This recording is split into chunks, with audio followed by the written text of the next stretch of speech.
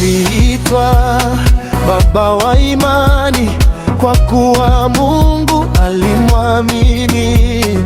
Alisimama kwa upande wake, akaitetea imani yake.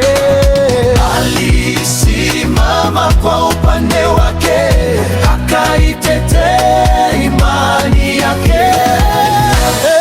Ndugu nawe simama, simama, simama, nawe simama, simama, uitetee imani yako.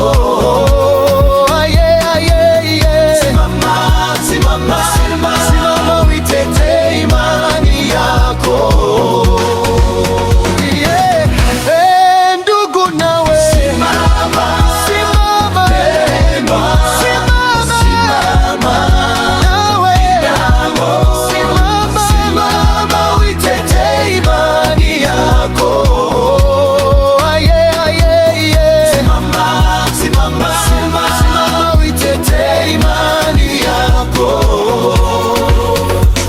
Paulo na Sila walisima, vijana wanne wa Yuda nao walisimama kuitetea imani zao.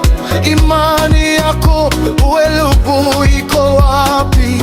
Usitangetange kwa wagange, usitangetange kwa wagange. Mungu leo anakuuliza,